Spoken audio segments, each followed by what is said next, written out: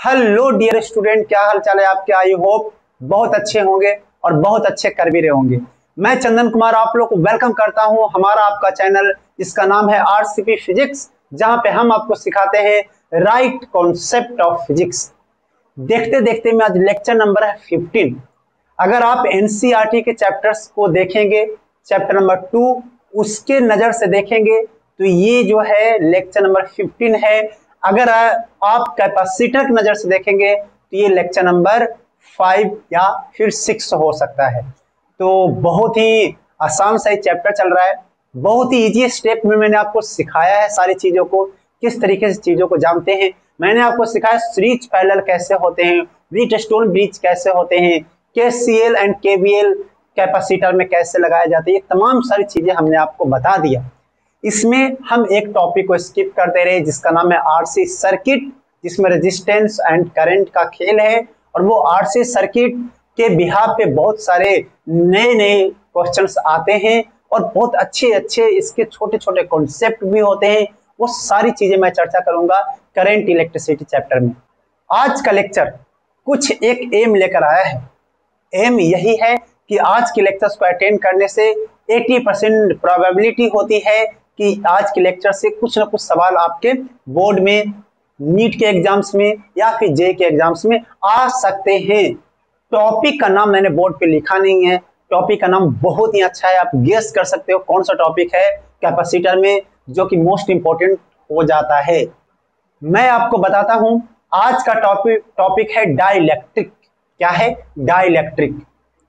Dielectric dielectric word सुनकर कई सारे कहानी मन में आने लग जाती है। डाई का मतलब दो, इलेक्ट्रिक मतलब इलेक्ट्रॉन, कुछ ऐसा दो इलेक्ट्रॉन वाली कुछ होगी कहानी, ऐसा नहीं है। डाइलेक्ट्रिक एक तरीके से सब्सटेंस है, जैसे केरोसिन ऑयल हो सकता है, वाटर हो सकता है, कोई सा भी सब्सटेंस हो सकते हैं डाइलेक्ट्रिक के नाम। तो डाइलेक्ट्रिक एक तरीके से आपको ठगी करने का एक वर्ड है, ऐसे रियल में कोई सा भी एक सब्सटेंस है। तो dielectric it is a substance, it is a substance, it is a substance. But इसको क्यों फिजिक्स में लाया गया उसको भी जानते हैं। कंडक्टर में बहुत सारे फ्री इलेक्ट्रॉन होते हैं, फ्री इलेक्ट्रॉन होते हैं, बहुत सारे, बहुत का मतलब बहुत सारे फ्री इलेक्ट्रॉन होते हैं, बहुत सारे भैया, कौन से? बहुत सारे फ्री इलेक्ट्रॉन्स होते हैं। बट अगर डाइलेक्ट्रिक की बात करें तो डाइलेक्ट्रिक में फ्री इलेक्ट्रॉन जो होते हैं, कौन सा इलेक्ट्रॉन? फ्री इलेक्ट्रॉन्स बहुत ही कम होते हैं, बहुत ही कम होते हैं। एक टाइप का इंसुलेटर आप बोल दीजिए, एक टाइप का क्या बोल दीजिए? इंसुलेटर। इंसुलेटर एक मटेरियल जो कि नॉन इलेक्ट्रिक होती है, मतलब नॉन कंडक्टिव टाइप की होती है, कुछ ऐसा आप एज्यूम करें। अब डाइलेक्ट्रिक और कंडक्टर में क्या बेसिक डिफरेंस है हम उसको जानते हैं। जैसे कि मान लीजिए कि आपके पास कंडक्टर है। क्या है बेटा? कंडक्टर है। अगर आपने इलेक्ट्रिक फील्ड अप्लाई किया, क्या अप्लाई कर दिया? ई एक्सटर्नल, तो कंडक्टर बोलेगा कि तूने मेरे अंदर में इलेक्ट्रिक फील्ड पैदा किया है, मैं उस इलेक्ट्रिक फील्ड को खत्म कर दूंगा, मेरा मिशन है उस इलेक्ट्रिक फील्ड को क्या कर दूंगा? खत्म कर दूंगा। तो कंडक्टर के पास तो अनंत पैसे है, अनंत पैसे मतलब अनंत इलेक्ट्रॉन है, तो बोलेगा अपने इलेक्ट्रॉन्स, भाई तैयार हो जाओ, तुम आ जाओ इधर, तुम आ जाओ इधर। और पॉजिटिव चार्ज को बोलते कि तुम चले जाओ उस बॉर्डर पे, उस बॉर्डर पे, और दे दनादन इलेक्ट्रिक फील्ड प्रोड्यूस करो। तो ये जो इंड्यूस जो होते हैं ना, वो इलेक्ट्रिक फील्ड प्रोड्यूस करते हैं। जो इंड्यूस जो होते हैं, मान लीजिए कि आप बाहर से 3 इलेक्ट्रिक फील्ड लाइन्स बनाया है या 4 इलेक्ट्रिक फील्ड लाइन्स बनाया है, तो अंदर में भी दे दनादन 4 इलेक्ट्रिक फील्ड लाइन्स ऐसे प्रोड्यूस होता है। और ई नेट जो होगा ना, ई नेट वो क्या हो जाएगा? जीरो। क्यों जीरो होता है? क्योंकि अंदर में ई एक्सटर्नल जो होते हैं ना, वो अपोजिट साइड में ई इंड्यूस के बना देते हैं। एक्सटर्नल अगर इधर है तो उसको काउंटर करने के लिए, जीरो करने के लिए उसको क्या उल्टा करना पड़ेगा, इंड्यूस वाले चार्जेस को इलेक्ट्रिक फील्ड प्रोड्यूस, जिसको हम लोग इंड्यूस इलेक्ट्रिक फील्ड भी बोलते हैं, इंड्यूस इलेक्ट्रिक फील्ड भी बोलते हैं। ठीक है, जिंदगी का पूरा मजा लेने लग गया, जीरो करके बोला हाँ अब आओ। अब बेचारा एक गरीब सा एक डाइलेक्ट्रिक, वो क्या करता, ये तो बेचारा पहले से ही गरीब है, गरीब है लेकिन मन है राजा। मैं मानता हूं कि गरीब है लेकिन इसका मन क्या है, राजा वाला मन है। किसका, डाइलेक्ट्रिक का। इसमें क्या होता है जो देखो, आपने एक्सटर्नल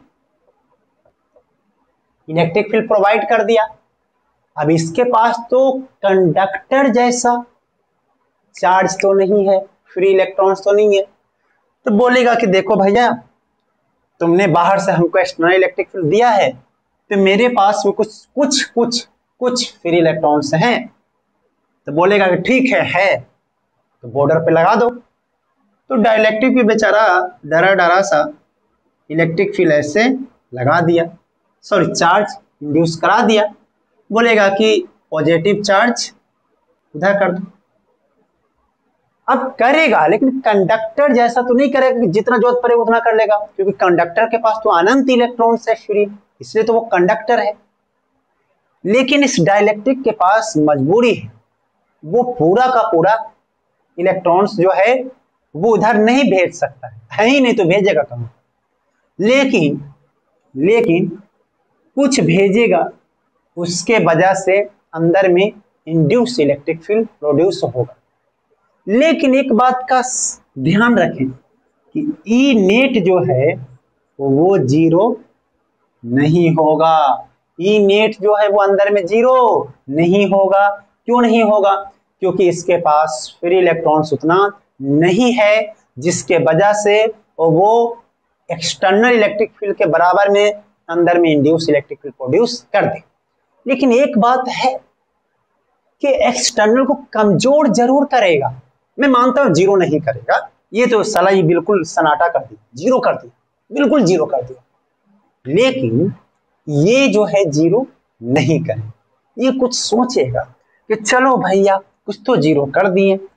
तो अगर ई नेट की बात करें कि अंदर में कितना होगा, तो ई एक्सटर्नल माइनस में ई इंड्यूस, ई नेट अंदर में कितना होगा, जीरो तो नहीं होगा ना। तुम बात को मानता है ना कि जीरो, क्यों नहीं जीरो होगा, क्यों नहीं जीरो होगा बोलो, क्योंकि सर उसके पास फ्री इलेक्ट्रॉन्स उतना ज्यादा नहीं है, तो उतना ज्यादा फ्री इलेक्ट्रॉन्स नहीं है, तो उतना ज्यादा चार्जेस को इंड्यूस सरफेस पे नहीं कर पाएगा, डेट्स वाई वो उसको जीरो नहीं कर पाएगा।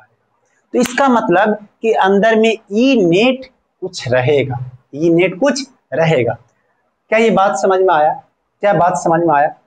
अब डाइलेक्ट्रिक को समझें कि डाइलेक्ट्रिक एक ऐसा सब्सटेंस है जो कि अंदर में इलेक्ट्रिक फील्ड जीरो नहीं कर पाता है।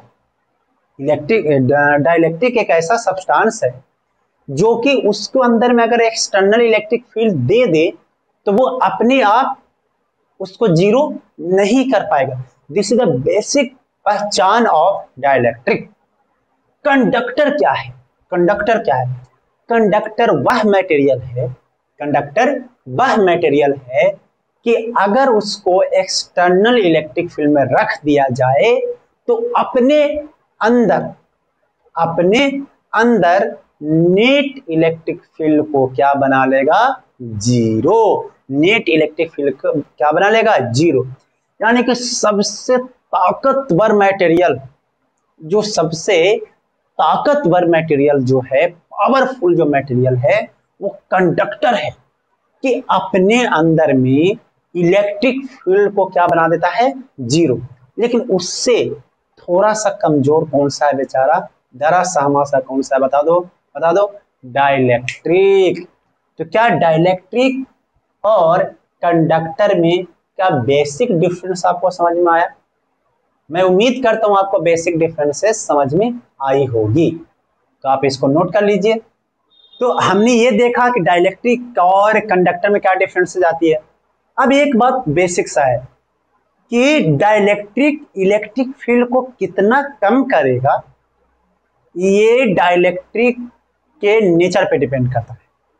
ये डाइलेक्ट्रिक किस पे डिपेंड करता है? नेचर पे डिपेंड करता है। तो हम उसको लिखते हैं कि इलेक्ट्रिक फील्ड कितना कम होगा,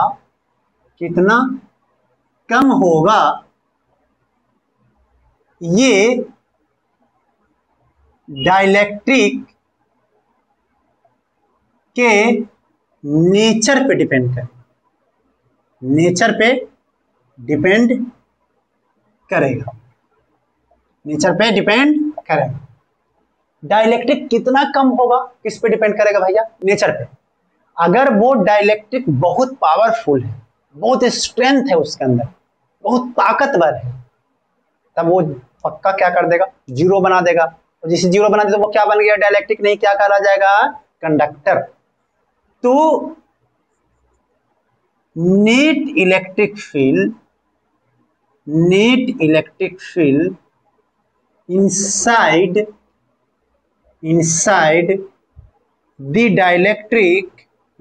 the dielectric depends upon the strength of dielectric। मतलब नेट इलेक्ट्रिक फील्ड जो होता है अंदर में, इनसाइड में, net electric field inside the dielectric depends on the strength. मतलब सिंपल सी बात है कि अगर ज्यादा स्ट्रेंथ होगा डाइलेक्ट्रिक की तो वो ज्यादा उसको कम करेगा, और अगर कम होगा तो उसको कम करेगा, नेट जो है वो कम करेगा। तो ये बिल्कुल बेसिक सी पहचान है, तो आप इसको नोट कर लीजिए। तो चलिए हम आगे और देख लेते हैं और आगे पढ़ते हैं। बहुत थियोरेटिकल सा पार्ट है, उसको हम लोग बोलते हैं टाइप्स ऑफ डाइलेक्ट्रिक। डाइलेक्ट्रिक क्या होता है वो आपने समझा, क्या करता है वो भी आपने समझा, उसका और भी कुछ काम क्या क्या है वो हम लोग देखेंगे। हमने बेसिक सा चीज जाने हैं। अब हम लोग जानने जा रहे हैं टाइप्स ऑफ डाइलेक्ट्रिक। क्या जान रहे हैं? Types of dielectric. तो टाइप्स ऑफ डाइलेक्ट्रिक में मैं आपको सजेस्ट करूंगा कि आप मेरा लेक्चर्स को देख लीजिए और आप एनसीईआरटी को, जहां पर आप सेकंड चैप्टर आप जब निकालेंगे एनसीईआरटी में, तो वहां पर डाइलेक्ट्रिक के बारे में बहुत अच्छे से कहानी बताई है। तो वो प्लीज आप देख लीजिएगा, क्योंकि थ्योरी बहुत ज्यादा लिखवाना यहाँ पॉसिबल नहीं होता है। तो मैं आपको समझा दूंगा बहुत बेहतर तरीके से, आपको खुद लिख दोगे वो कहानियां। फिर भी वो कहानियों को कंफर्म करने के लिए आप कहाँ से देखेंगे? एनसीईआरटी के बुक को देखेंगे। तो डाइलेक्ट्रिक बेसिकली क्या होता है? दो टाइप का होता है। एक पहला पोलर और दूसरा नॉन पोलर। कितने टाइप के होते हैं? पोलर और दूसरा क्या होता है? Non polar. अब पोलर में क्या होता है, नॉन पोलर में क्या होता है? पोलर ऐसे मटेरियल होते हैं जिसमें नेट डाइपोल मोमेंट जो है, net dipole moment of atom जो है वो नॉन जीरो होता है। क्या होता है? Net dipole moment. पोलर में बता रहा हूँ, net dipole moment of atom जो होता है वो क्या होता है? नॉन जीरो होता है। बट नॉन पोलर में क्या होता है? उसमें नेट डाइपोल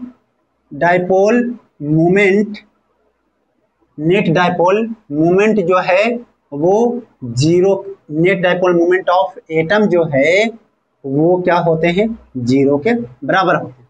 मैं एटम की क्यों चर्चा कर रहा हूँ वो बताता हूँ।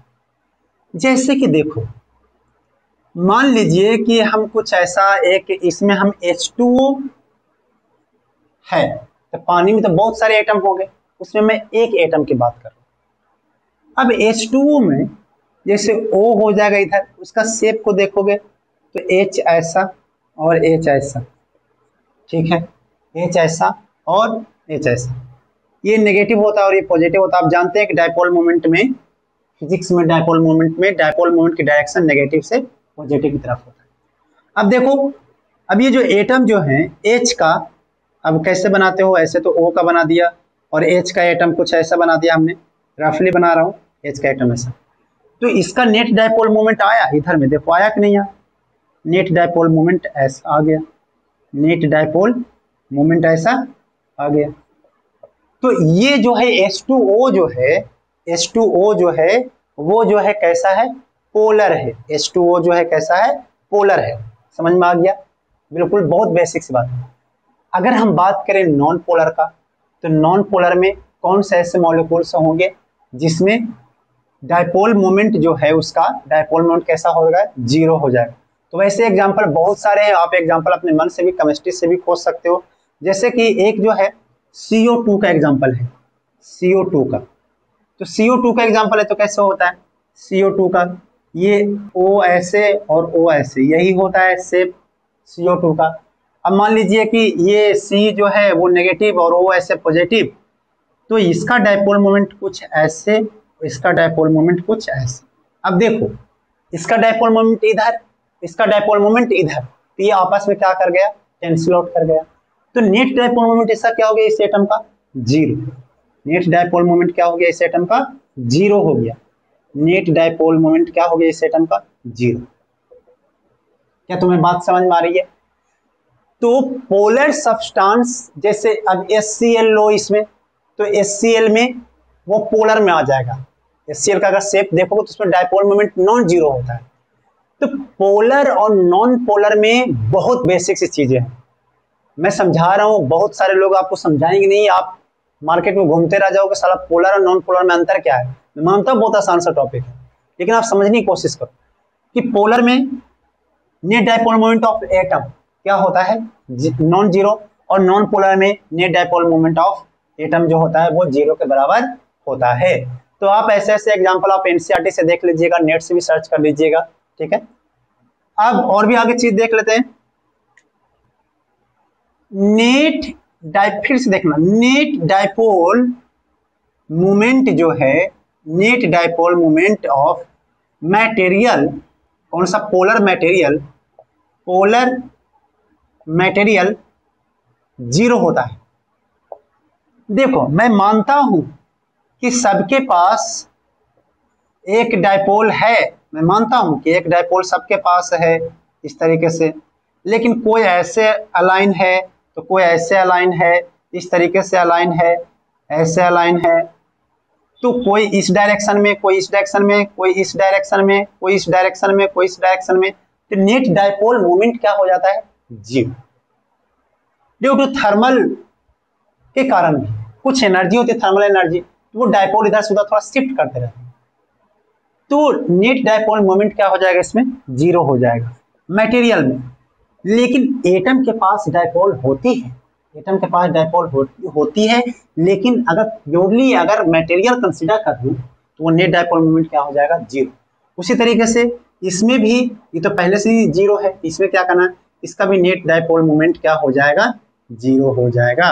Net dipole moment of material, इसका भी क्या हो जाएगा, जीरो, मटेरियल जीरो हो जाएगा, मटेरियल क्या हो जाएगा, जीरो हो जाएगा। तो बहुत बेसिक सी बातें हैं कि net dipole moment of material zero हो जाएगा। अगर हटा दो इसको, क्या नोट कर लिया, अगर मैं ऐसा करूं कि ठीक है दोनों केसेज में अगर जीरो है, लेकिन एक में एटम के पास है डायपोल मोमेंट, एक में एटम के पास डायपोल मोमेंट नहीं है, फिर भी नेट अगर मटेरियल की बात कर लो तो वो एक दूसरे को क्या कर लेते हैं, कैंसिल आउट, एक दूसरे को क्या कर लेते हैं, कैंसिल आउट। अगर हम एक्सटर्नल इलेक्ट्रिक फील्ड प्रोवाइड करें तो क्या होता है, इसमें देखा गया कि पोलर मटेरियल में अगर आप एक्सटर्नल इलेक्ट्रिक फील्ड अगर आप प्रोवाइड कराते हो तो ये मटेरियल में एक खासियत है, वो मटेरियल में डायपोल मोमेंट सब एक डायरेक्शन में अलाइन हो जाते हैं, डायपोल मोमेंट एक डायरेक्शन में क्या हो जाते हैं, अलाइन हो जाते हैं। देखो एक डायरेक्शन में अलाइन हो गए।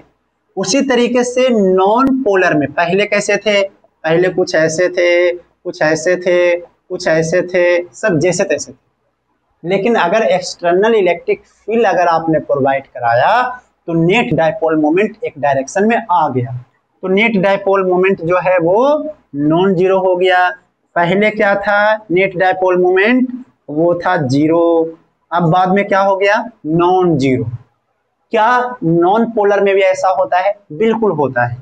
नॉन पोलर मटेरियल में भी अगर आप एक्सटर्नल इलेक्ट्रिक फील्ड प्रोवाइड करोगे तो उसमें भी डायपोल मोमेंट एक डायरेक्शन में अलाइन हो जाते हैं। एक डायरेक्शन में क्या हो जाते हैं, अलाइन हो जाते हैं, एक डायरेक्शन में अलाइन हो जाते हैं। Before applying electric field E net क्या था, जीरो, सॉरी पी नेट क्या था, zero. After applying electric field P net also becomes non zero. क्या बातें समझ में आ गई? तो ये था बेसिक बातें। फिर दोनों में कुछ ऐसे खासियत होती है, लेकिन ऐसा कहा जाता है कि जैसे हमने बताया कि इलेक्ट्रिक फील्ड प्रोवाइड कर दो और सारे के सारे डायपोल एक डायरेक्शन में अलाइन हो जाते हैं, ऐसा कोई जरूरी नहीं होता। कुछ मटेरियल बहुत जबरदस्त होते हैं, वो बोलते हैं कि साला मैं नहीं होऊंगा, जो करना है कर लो, जो करना है कर लो, नहीं होऊंगा तो नहीं होऊंगा। तो जो मटेरियल एक्सटर्नल इलेक्ट्रिक फील्ड को अप्लाई करने के बाद कुछ इस तरीके से अलाइन हो जाते हैं, ये जरूरी नहीं कि हो, लेकिन अगर हो जाते हैं तो ऐसे मटेरियल को बोला जाता है लीनियर आइसोट्रोपिक डाइलेक्ट्रिक। क्या बोला जाता है? Linear isotropic dielectric. तो हम लोग लिख देते हैं कि इफ डाइलेक्ट्रिक इस सब दोनों के लिए वैलिड है, if dielectric is kept in electric field then it is not compulsory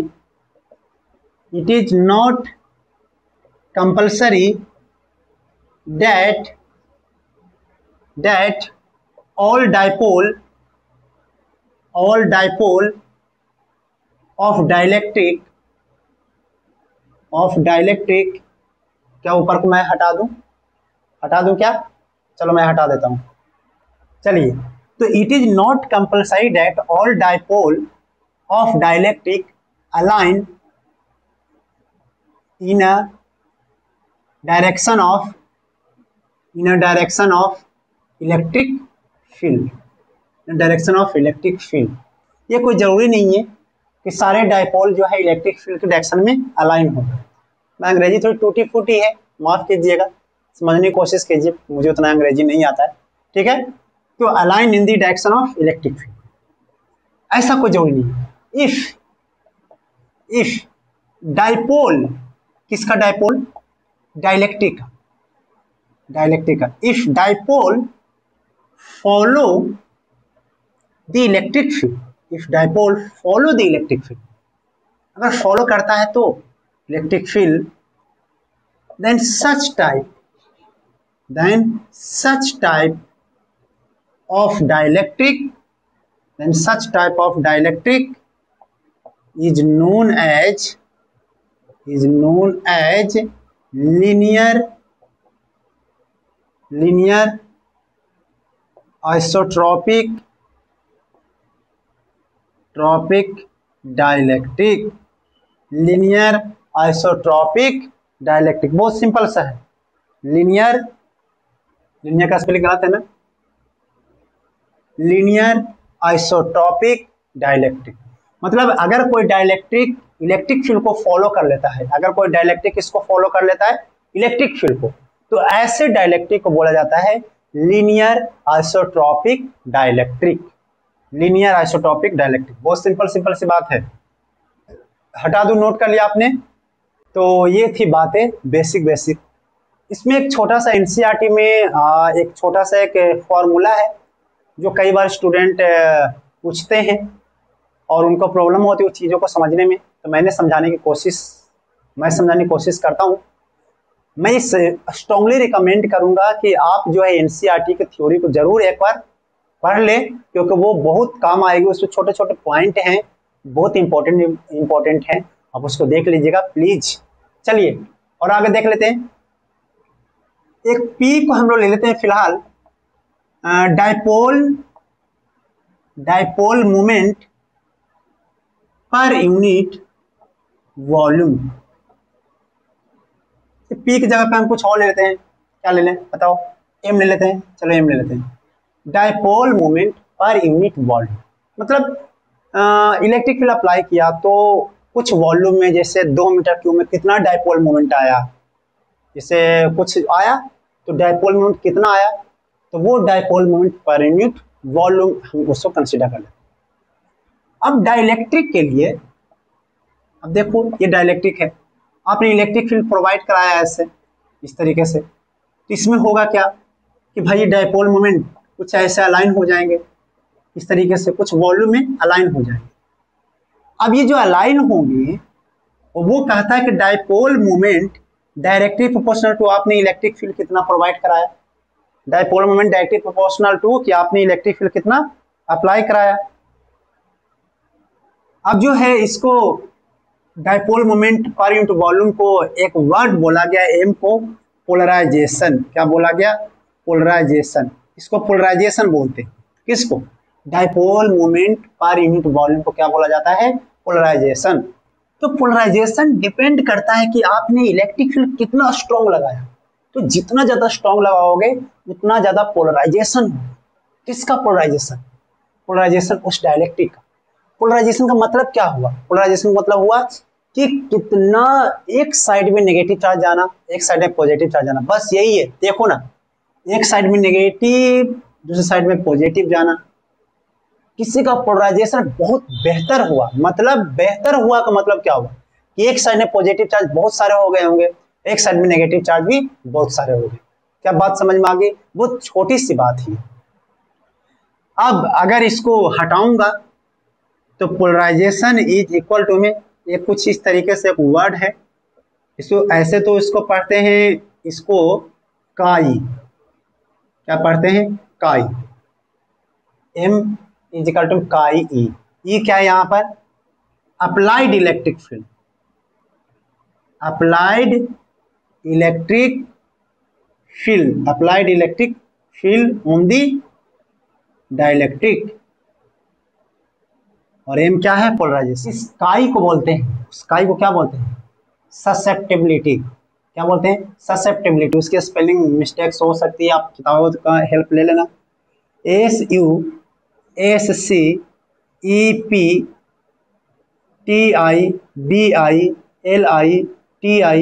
susceptibility, कुछ इस तरीके से होता है, देख लेना, ससेप्टिबिलिटी होता है। तो एम इज इक्वल टू काई इनटू मी। इस ससेप्टिबिलिटी डिपेंड्स ऑन डाइलेक्ट्रिक, किस पे डिपेंड्स करता है, depends on dielectric, dielectric depends on dielectric. ये ससेप्टिबिलिटी जो है डिपेंड्स ऑन डाइलेक्ट्रिक करता है। अब डाइलेक्ट्रिक पे कैसे डिपेंड्स करता है, जैसे मान लीजिए कि हमने 2 टाइप का मटेरियल लिया, कितने टाइप का, 2 टाइप का, और हमने दोनों पर 10 न्यूटन पर कूलम का हमने इलेक्ट्रिक फील्ड अप्लाई किया। दोनों मटेरियल पे कितना किया, 10 न्यूटन पर कूलम का इलेक्ट्रिक फील्ड हमने अप्लाई किया। अब एक वाले में आ गया डाइपोल मोमेंट, मान लेते हैं कि 50, और दूसरे वाले में आ गया 100। तो सोचो, ये तो मटेरियल पे डिपेंड कर रहा है ना, तो मटेरियल पे डिपेंडेंसी को, एक में आया 50 एक में आया 100, तो उस डिपेंडेंसी को हम लोग बोलते हैं ससेप्टिबिलिटी। क्या बोलते हैं, ससेप्टिबिलिटी। क्या बात समझ में आ गई। थोड़ा सा अजीब सा वर्ड है, आप शुरू में शायद नए नए हो तो थोड़ा बहुत और लग सकता है, लेकिन बहुत ही आसान सा बातें हैं। नोट कर लिया, नोट कर लिया, क्या हटा दूं, चलो। तो ये थे full concept video, full concept lecture, full concept theory. तो आपके पास हमने फुल कॉन्सेप्ट आपको हमने सिखाया। अब हम आपको सिखाते हैं उस डाइलेक्ट्रिक को दूसरे पहलू की तरफ लेके चलते हैं। दूसरे पहलू में आपको न्यूमेरिकल टाइप से मिलेंगे। अब उसमें एक वर्ड आता है डाइलेक्ट्रिक कांस्टेंट। क्या आता है, dielectric, dielectric constant, dielectric constant. ये सेम उसी तरीके से है जो कि इलेक्ट्रोस्टैटिक में आपने पढ़ा था, परमिटिविटी ऑफ मटेरियल, मीडियम की परमिटिविटी याद है, E0 ई एक ई आता था, फिर यू नॉट इंटू में ईयर कुछ ऐसा आता था, शायद आपको नहीं याद हो, तो वही है डाइलेक्ट्रिक कांस्टेंट।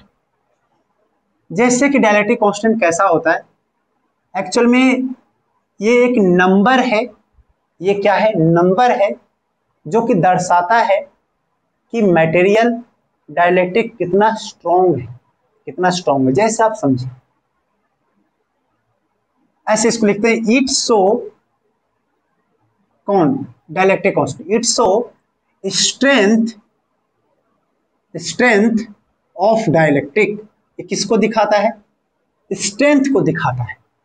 अगर मान लेते हैं कि इसको ऐसे डाइलेक्ट्रिक कांस्टेंट के से डिनोट करते हैं, अगर मान लीजिए कि K1 2 है और मान लीजिए K1 K2 जो है 5 है, तो ऑब्वियस बात है K2 जो है वो ग्रेटर देन है K1 से, तो हम लोग इसको बोलते हैं कि भैया ये स्ट्रॉन्गर है, stronger as compare to K1। अब ये स्ट्रॉन्गर करेगा क्या, उसको समझते हैं। स्ट्रॉन्गर करेगा क्या, स्ट्रॉन्गर ये करेगा कि उसके अंदर में जो इलेक्ट्रिक फील्ड आएगी उसको कम करेगा।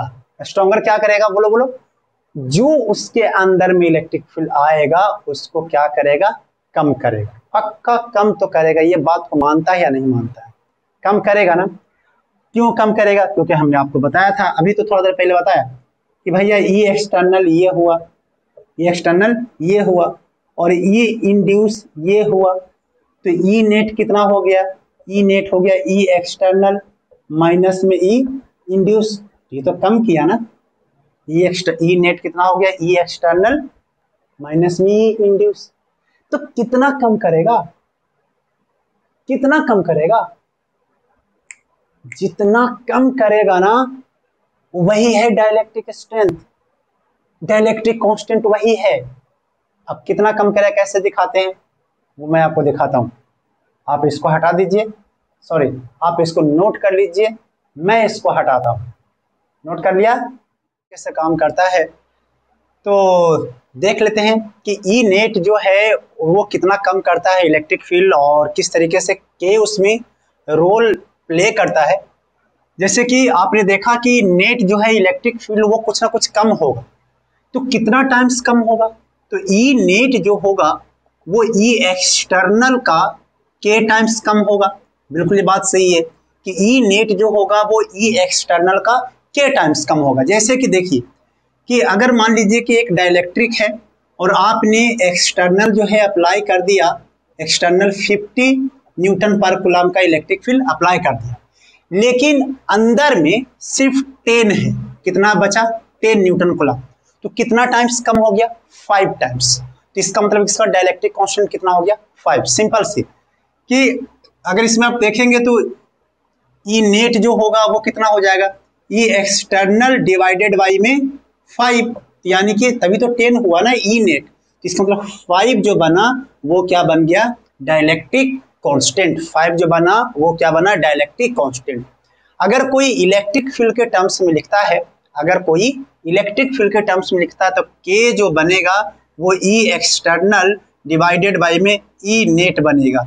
अगर आपका ई एक्सटर्नल 50 है और उसके अंदर में ई नेट अगर 10 है तो डाइलेक्ट्रिक कांस्टेंट के आता है।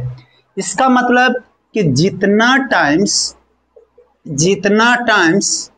इलेक्ट्रिक फील्ड कम करेगा, इसका मतलब जितना टाइम्स इलेक्ट्रिक फील्ड कम करेगा उतना वो कांस्टेंट ही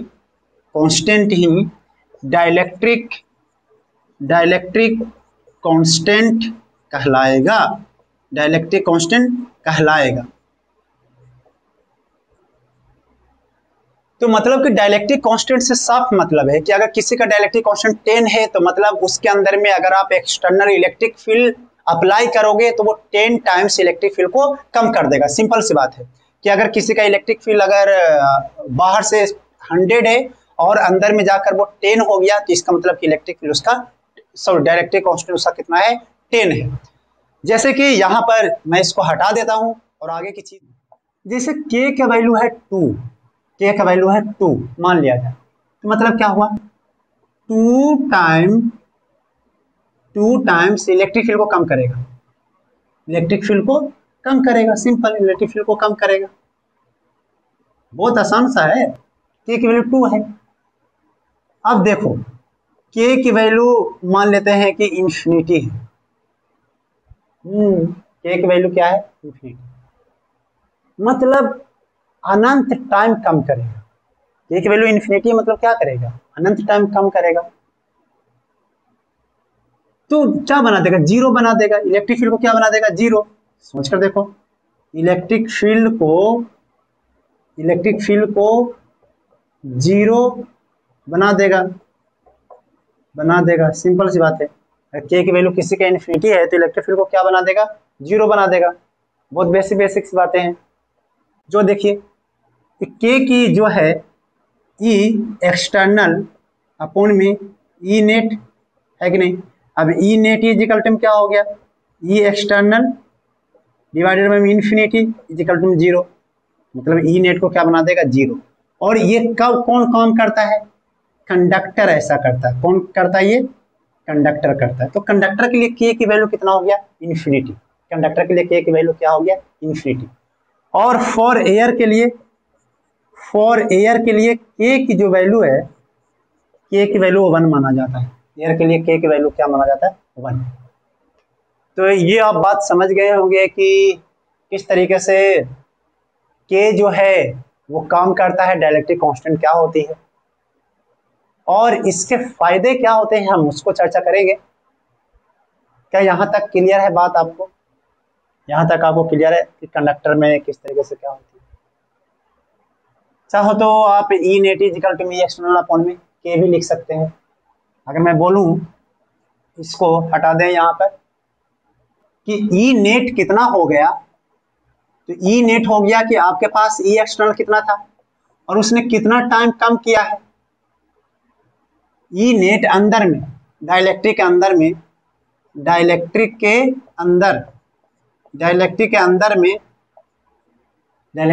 में ई नेट जो है वो कितना हो गया, ई एक्सटर्नल अपॉन में के। ठीक है। अब जैसे कि एक चीज को और देख लेते हैं कि अगर ऐसे कैपेसिटर है और इस पे पॉजिटिव चार्जेस कुछ इस तरीके से हैं और नेगेटिव चार्जेस कुछ इस तरीके से, और ये हमारे पास आ गया डाइलेक्ट्रिक, एक ऐसा मान लो डाइलेक्ट्रिक ऐसा कि मोमबत्ती है और उस मोमबत्ती को हमने इसमें इंसर्ट कर दिया, उस मोमबत्ती को इसमें क्या कर दिया, इंसर्ट कर दिया। तो पहला तो कि फायदा क्या हुआ, प्लेट को क्या हुआ, सपोर्ट मिला। प्लेट को क्या मिला, सपोर्ट। नॉट अट्रैक्टेड इजली वो अट्रैक्ट नहीं कर पाएंगे, कौन, प्लेट। देखो सपोर्ट मिल गया डाइलेक्ट्रिक करने से। तो पहला फायदा हुआ कि डाइलेक्ट्रिक को इंसर्ट करने से सपोर्ट होता है, किसको, प्लेट को। अब जब करोगे तो इसमें इलेक्ट्रिक फील्ड एक्सटर्नल जो इलेक्ट्रिक फील्ड है इसके अंदर में सिग्मा अपॉन में एप्सिलॉन नॉट, और सिग्मा क्या है यहाँ पे, चार्ज डेंसिटी। सिग्मा क्या है यहाँ पे, चार्ज डेंसिटी। तो लेकिन जब इधर की तरफ में जाएगा तो अंदर में भी कुछ ना कुछ चार्जेज इंड्यूस होंगे, किस पे, डाइलेक्ट्रिक पे। तो वो हो गया इंड्यूस चार्ज। ये क्या हो गया, इंड्यूस चार्ज। तो अगर मैं बात करूं कि ई नेट कितना होगा, तो बोलोगे कि सर ई एक्सटर्नल माइनस में ई इंड्यूस, और ई नेट किसी भी इसके डाइलेक्ट्रिक के अंदर में ई नेट जो हो जाएगा वो हो जाएगा कि बाहर का जितना है उसका के टाइम्स, देखो के टाइम्स। तो एक्सटर्नल कितना है, सिग्मा अपॉन में एप्सिलॉन नॉट, तो उसका के टाइम्स कर दिया। और एक्सटर्नल कितना है, सिग्मा अपॉन में एप्सिलॉन नॉट माइनस में सिग्मा इंड्यूस अपॉन में एप्सिलॉन नॉट कट गया। तो सिग्मा इंड्यूस जो निकालना है तो वो कैसे होगा, सिग्मा इंड्यूस वो हो जाएगा सिग्मा माइनस में सिग्मा अपॉन में के, यहाँ से sigma induce is equal to में सिग्मा यहाँ पर 1 माइनस 1 अपॉन में के, ये एक फॉर्मूला हो गया। तो इंड्यूस चार्ज डेंसिटी अगर डाइलेक्ट्रिक पे अगर आपको चाहिए इंड्यूस चार्ज डेंसिटी, तो सिग्मा 1 माइनस 1 अपॉन में के। लेकिन ये सिग्मा जो है वो फाइनल चार्ज है, फाइनल चार्ज ऑन कैपेसिटर है। ये जो सिग्मा जो है वो क्या है, final charge on capacitor. Sigma क्या है, फाइनल चार्ज ऑन कैपेसिटर। मतलब फाइनल चार्ज कहने का मतलब ये हुआ कि पहले मान लीजिए कैपेसिटर था, पहले कुछ और ऐसे रखा हुआ था, चार्ज हमने किया, कुछ चार्ज आ गया Q1, फिर मैंने उसको हटा दिया बैटरी से और फिर मैंने उसको उस पे डाइलेक्ट्रिक इंसर्ट कर दिया उसमें, तो हो सकता है चार्ज कुछ और आ जाए। तो उस समय का जो चार्ज डेंसिटी होगा वो है इंसर्ट करने से जस्ट पहले क्या चार्ज था, इंसर्ट करने के जस्ट बाद क्या चार्ज था, तो वो जस्ट बाद वाला है। इंसर्ट करने से जस्ट बाद में क्या चार्जेज आई, क्या अपीयर्स हो, वो चार्ज डेंसिटी। तो पहला फायदा क्या हुआ डाइलेक्ट्रिक का, पहला फायदा हुआ कि आप जो है दोनों प्लेट को सपोर्ट एक मिल जाता है, दोनों प्लेट अट्रैक्ट नहीं होता है। दूसरा फायदा बहुत ज्यादा इंपॉर्टेंट है, वो फायदा को हम लोग देख सकते हैं, देखेंगे। और उसमें एक फॉर्मूला निकल कर आई कि सिग्मा आई जो होता है सिग्मा 1 माइनस 1 अपॉन में के, ठीक है, इसको मैं हटा देता हूं।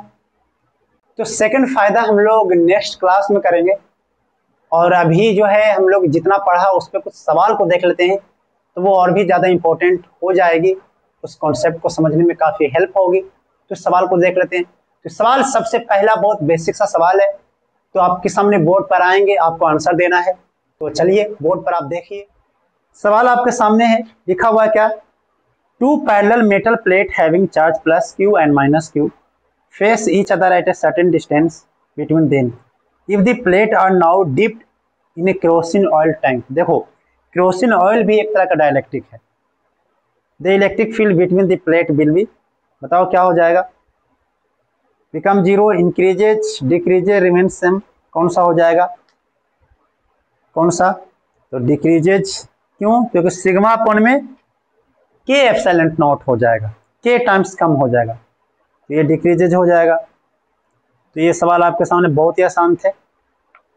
चलिए आप नेक्स्ट सवाल की तरफ बढ़ते हैं। जो सवाल हैं नेक्स्ट जो क्वेश्चंस है वो आपके बोर्ड पर हैं। क्या लिखा हुआ है, a parallel plate capacitor is made of 2 circular plate separated by a distance 5 mm and with a dialectric of dielectric constant 2.2 between them. When the electric field in the dielectric is इतना, charge density of the positive plate will close to। बहुत ही अच्छा सवाल है, 2014 में आया हुआ है। मैं इस डेटा को लिख लेता हूँ, क्या डेटा है। तो आपके सामने कुछ ऐसा डेटा है, अब डी दे के रखा, आप ट्राई कर सकते हो, आपको निकालना है चार्ज डेंसिटी, खुद से ट्राई करो। 5 4 3 2 1, चलिए मैं करता हूँ। हम जानते हैं कि ई नेट जो होता है वो ई एक्सटर्नल अपॉन में एप्सिलॉन नॉट होता है कि नहीं। अब ई नेट जो है वो दे के रखा, ई नेट मतलब डाइलेक्ट्रिक के अंदर, ई नेट को मतलब डाइलेक्ट्रिक के अंदर कितना हो जाएगा, 3 इंटू में 10 पे पावर 4, और ई एक्सटर्नल क्या होता है, सिग्मा अपॉन में 2, ये मैं गलत लिखा हूँ, के होता है, सिग्मा अपॉन में 2 एप्सिलॉन नॉट नहीं, सिग्मा अपॉन में एप्सिलॉन नॉट और इंटू में नीचे के कितना है 2.2। ये तो चार्ज डेंसिटी है, ये कितना है चार्ज डेंसिटी। तो यहाँ पर अगर सिग्मा की बात करो तो ये हो जाएगा 3 इंटू में 10 पे पावर 4 इंटू में ई नॉट इंटू में 2.2। इसको हम लोग क्यों ना मीटर में कन्वर्ट कर दें, तो मीटर में कन्वर्ट करो तो 10 पर माइनस में कितना हो जाएगा 3, 10 - 3, और ई नॉट की वैल्यू रख दो 10 पावर 4 इंटू में 8.85 इंटू में 10 पे पावर माइनस में 12 इंटू में 2.2 इंटू में 10 पे माइनस में 3। कैलकुलेट करते रहो, आंसर मिलाते रहो, this will be the answer. This will be the answer. समझ में आ गया क्या बात है? तो मेन ये था कि इनेट इज इक्वल टू मी एक्सटर्नल अपॉन में। ये थे आपके सामने खूबसूरत सा सवाल। हम लोग अगले लेक्चर में पढ़ेंगे कि डाइलेक्ट्रिक को इंसर्ट करने से कैपेसिटेंस पे क्या इफेक्ट पड़ता है और वो किस तरीके से कैलकुलेशन में कितना डिफरेंस ला देता है एनर्जी पर, पोटेंशियल पर, चार्ज पर। हम वो सब पढ़ेंगे। आज बस इतना ही था। कैसा लगा आपको लेक्चर्स? आप हमें जरूर कमेंट में बताइएगा। अगर आपको अच्छा नहीं लगा तो डिसलाइक बटन दबा के ही जाइएगा, है कि नहीं? और अगर अच्छा लगा तो लाइक बटन दबा के जाइएगा। और कोई सजेशन हो, कोई फीडबैक हो, कोई शिकवे, कोई शिकायत, आप हमें मेल कर सकते हैं। मेल आईडी है rcp@gmail.com पे, या फिर अगर आप यहाँ पे नहीं पहुँचना चाहते हैं तो आप हमें कमेंट में डायरेक्टली वो शिकवे शिकायत आप लिख सकते हैं। संभव हुआ तो हम जरूर आपकी मदद करेंगे, संभव नहीं हुआ तो कैसे मदद करेंगे। और अगर आपको लेक्चर से रिलेटेड कोई डाउट है या फिर आप पढ़ाई करते हैं और आपको डाउट आ रही है फिजिक्स में या फिर केमिस्ट्री में या फिर बायो में या फिर मैथ में, तो आपके लिए बहुत ही खूबसूरत सा चैनल है, टेलीग्राम चैनल। उस पर आप जाइए और हमसे जुड़ जाइए। लिंक डिस्क्रिप्शन में दिया हुआ है। अगर लिंक ओपन नहीं होता है तो आप टेलीग्राम में जाकर सर्च कीजिए rcp.room, चाहे rcpphysics.room, और वहाँ पे आपको हमारा लोगो दिखाई देगा। आप वहाँ पे एंटर करके आप हमसे डायरेक्टली डाउट पूछ सकते हैं। आप पढ़ते रहिए, मुस्कुराते रहिए। तब तक के लिए ऑल द बेस्ट।